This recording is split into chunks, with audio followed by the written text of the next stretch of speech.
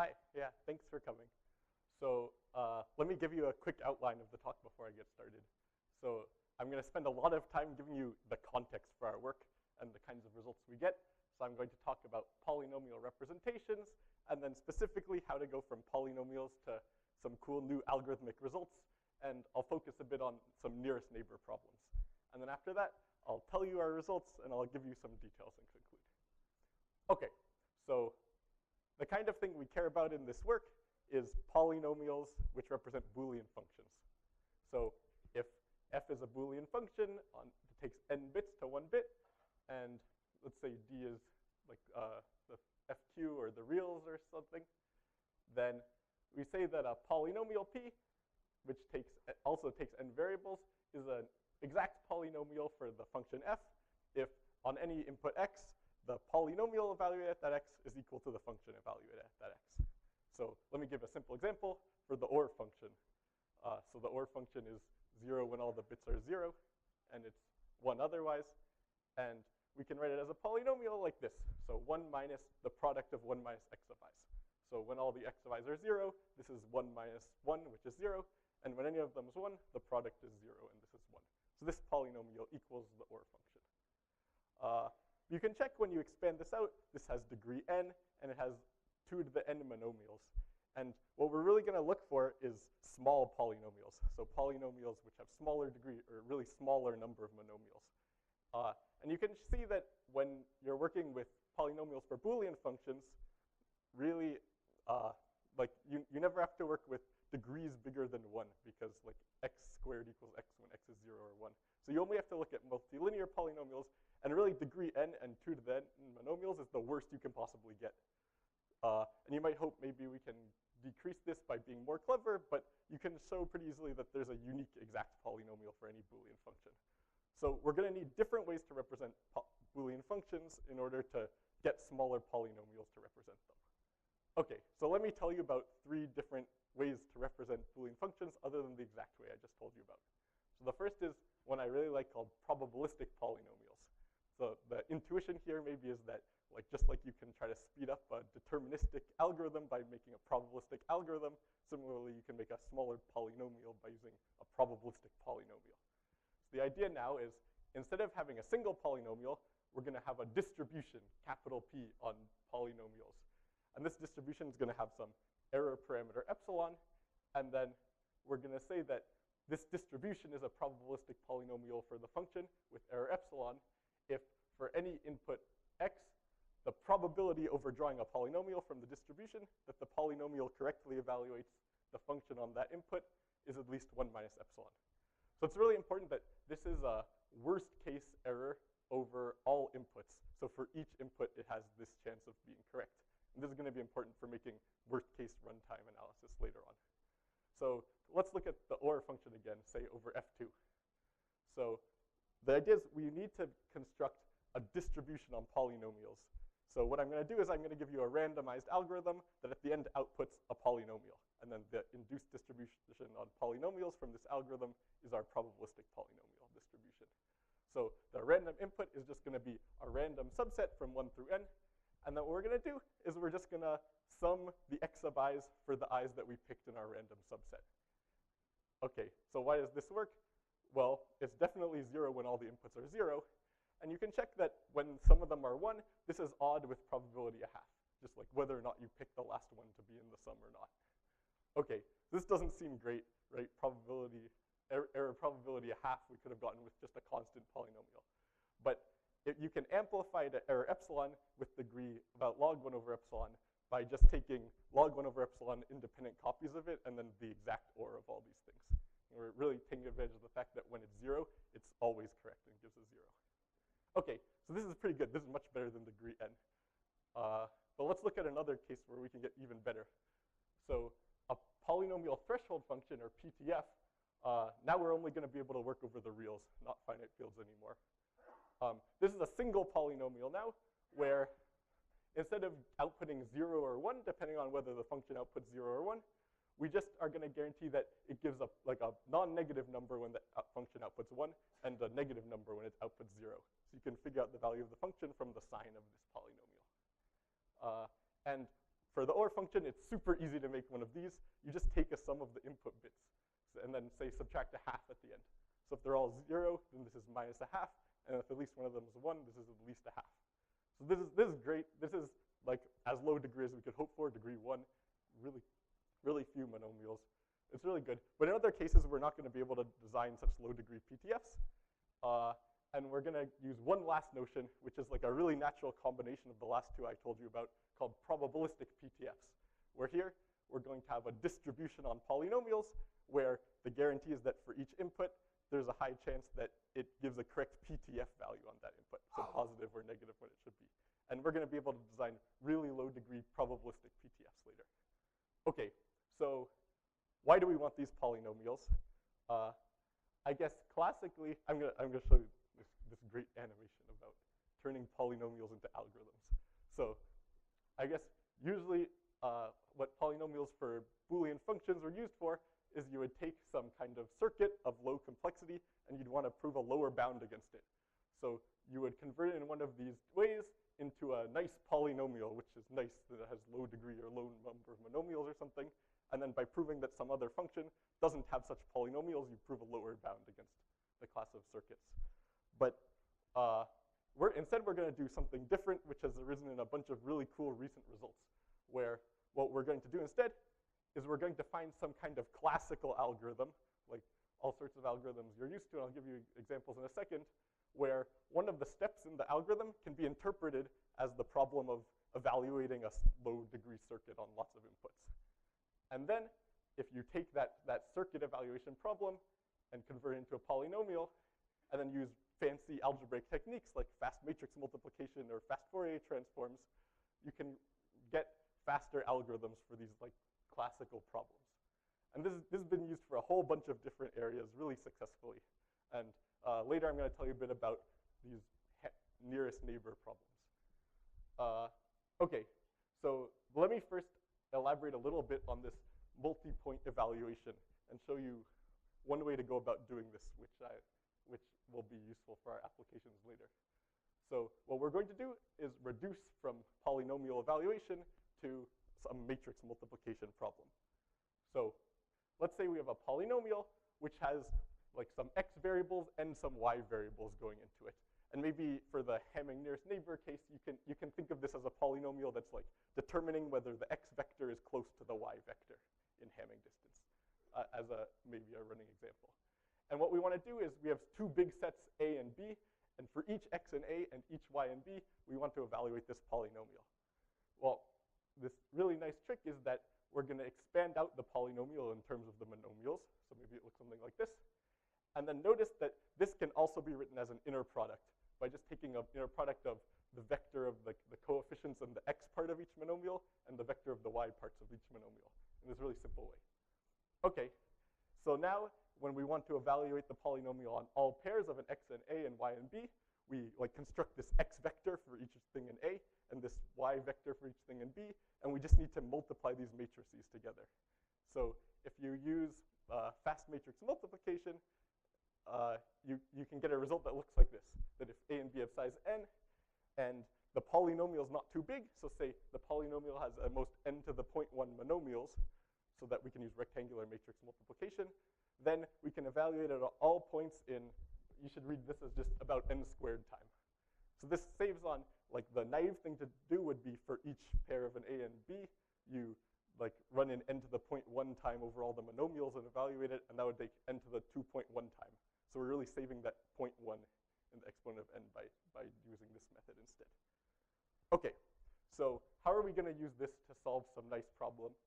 Well, the problem I want to tell you about is the Hamming nearest neighbors problem, really the all points Hamming nearest neighbor problem.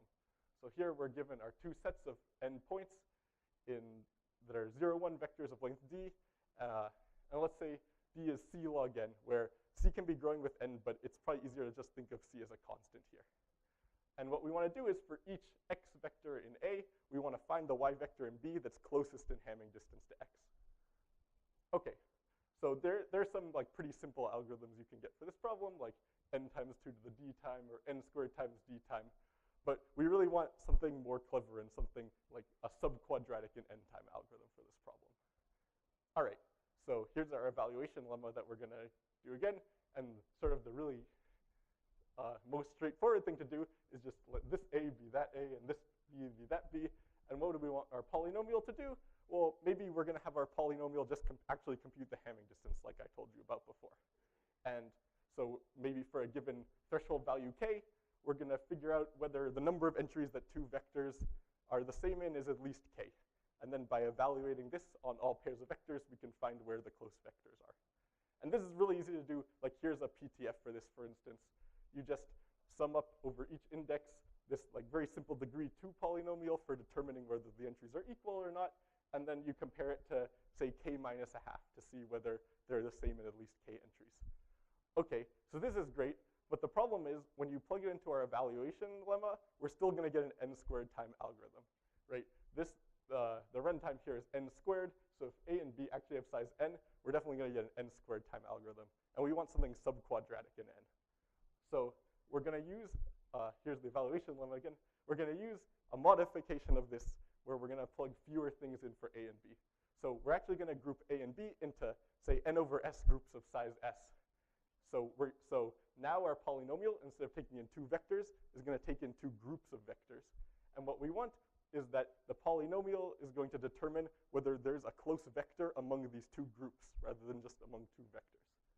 So to write this out as a circuit, if we let, say, at least k is this function which outputs 1 if the sum of its inputs is at least k, so like a threshold function, then we want to look at this circuit here where, well, this at least k of equalities is sort of the same thing I was talking about before. So each equality gate is testing whether 2 bits are equal or not. So they're sort of computing each component of the Hamming distance. And then the at least k gate is determining whether these 2 vectors are close or not to each other. So before, we sort of designed a polynomial for the at least k of equalities. But what we actually want to do is compute a polynomial for the OR of s squared copies of this, where each copy is doing one different pair from the 2 sets of size s. So this circuit, like we said, outputs 1 if there's some pair of points with Hamming distance at most b minus k. And actually constructing a polynomial for this circuit with few monomials will just give a faster algorithm for the problem at the top in basically the same way I said before. It's actually solving a slightly different problem of detecting close pairs, like whether there's a pair of distance k rather than like finding for each red one a close blue one. But there's a simple reduction between these 2 problems. Okay, and actually in previous work that I did with Ryan, we solved this problem in this way. And we got an algorithm like this that when the dimension is c log n, gets randomized time n to the 2 minus this 1 over c log squared c term. And how you should think of this is when c is a constant, then this is really n to the power of some constant minus 2. So it's a truly subquadratic time algorithm in that case. But we're actually going to improve on this algorithm here. So yeah, and the way they got this, the way we got this was with a nice probabilistic polynomial for this OR of thresholds function, actually. Okay, so let me tell you about our new results. And these are going to be 3 different polynomials for computing an OR of these at least k threshold functions. And actually, in addition to these like Hamming nearest neighbor problems, there's tons of problems which can reduce to evaluating these kinds of circuits that I'll tell you about in a second. Okay, so the first is that we're going to design a probabilistic polynomial that uses less randomness. So we're going to get degree root d times log s when the error is 1 over s. And it's only going to use polylog in DNS number of random bits. So the best construction for a probabilistic polynomial before had the same degree, but used a linear number of random bits. So we're going to reduce that a lot. And you might ask, well, can we reduce the degree? But actually, Razborov and Smolensky showed in the 80s that this is a tight degree lower bound for the threshold, or every symmetric. Well, the majority function requires this degree. And so we can't hope to improve this for every symmetric function.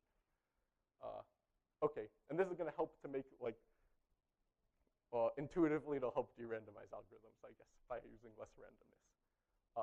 So the second thing we're going to do is we're going to construct a nice PTF for the threshold function. So making a PTF for the threshold function is super easy. You just add the bits and subtract k, or what we did before. But what we want is actually that we're going to output when we want to output a negative number, we're going to output a small negative number. And when we want to output a positive number, we're going to output a big positive number. And that way, by adding s copies of this together, we can actually compute the OR of s copies of the threshold function like we want. And we're going to get the same degree as for probabilistic polynomials here. And then finally, for probabilistic PTFs, we're still going to have this nice notion of small if it's negative and big if it's large, big if it's positive. We're going to be able to get an even lower degree of d to the 1/3. And this is really where a lot of our new results are going to come from, being able to get a lower than square root of d degree. Okay, so let me tell you the main applications, and there are actually a lot more that you can find in our paper later if you want. So the first is to these all points nearest neighbor problems. So given n red and n blue points, and you can think of d as like 0, 1, or the reals even, with dimension c log n, we can find the Hamming nearest neighbor, nearest blue point for each red point in this randomized time n to the 2 minus 1 over about root c, or deterministic time n to the 2 minus about c. So this runtime was the randomized time we got in our old paper, but we de-randomize it by getting a deterministic runtime with a deterministic algorithm with the same runtime. But if you're willing to have a randomized algorithm, we can also speed it up. Then we also look at the approximate nearest neighbor problem, where for each point you want to find an approximate nearest neighbor. And there, we can get an n to the 2 minus epsilon to the 1/3 time algorithm. So if you think of epsilon as a constant that you want to approximate by, this is a truly subquadratic time algorithm that's almost independent of what the dimension of the vectors is. And this improves on, like LSH gets about an epsilon there, and there's an algorithm by Greg Valiant that gets like a square root of epsilon there. So we improve it to epsilon to be a 1/3. And then we also get some results in circuit complexity theory. So we I guess, use this technique to get some new faster circuit SAT algorithms for some classes of circuits. So the first is these circuits with some ACC gates at the top, and then 2 layers of threshold gates with some conditions on exactly how big these things are, where we can get a faster than brute force running time SAT algorithm for this class of circuits. And because it's a deterministic algorithm, it also implies lower bounds against this class of circuits. So this is, I guess, the most complicated class of circuits that has threshold functions in it that we can prove a lower bound against. And then also, we can give a randomized non-trivial SAT algorithm for these kinds of circuits that have 3 layers of threshold gates in them. So unfortunately, it's randomized, so it doesn't give a lower bound, but it would be really cool to de-randomize this. So let me tell you a little bit about how we construct some of our polynomials. I guess I don't want to talk too much about the probabilistic polynomial, because the idea is really to sort of take the construction from our old paper and then be a little bit more clever in the analysis at the end, and notice that you only need limited independence. So what I really want to focus on is how we get our nice PTFs. So remember, what we want is a PTF such that when it's not at least k, we output a small negative number, and when it is at least k, we output a big positive number.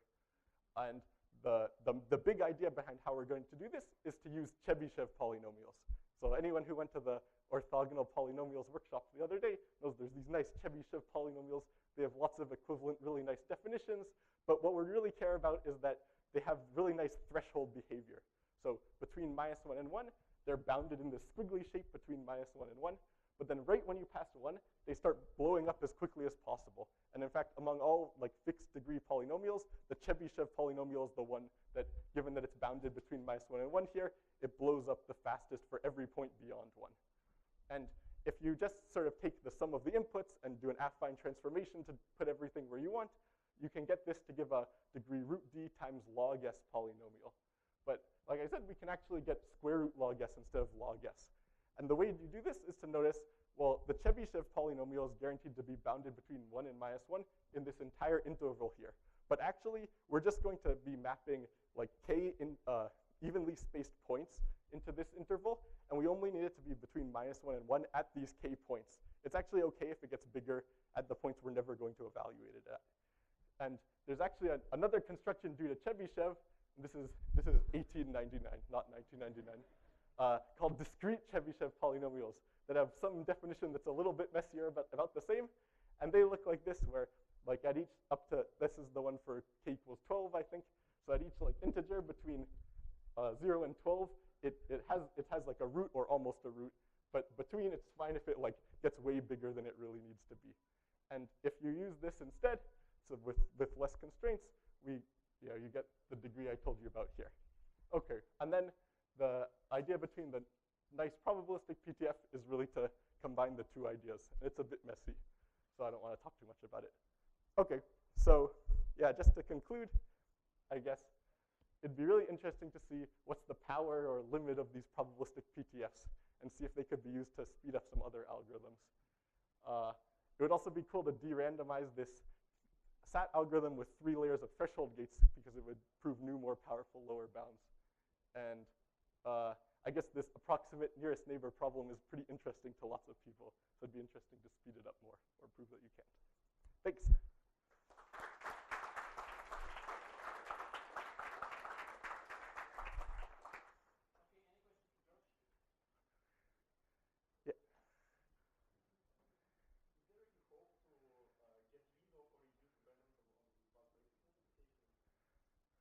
Yeah, I mean, so like the way we use matrix multiplication is just to evaluate a bunch of polynomials. So like it seems more natural, I think, to use something else like FFT to evaluate the polynomials instead. But this is the only way I've been able to come up with, at least, that gets like exactly the right dependencies between the different parameters we need. So I think it's possible, but I don't know how.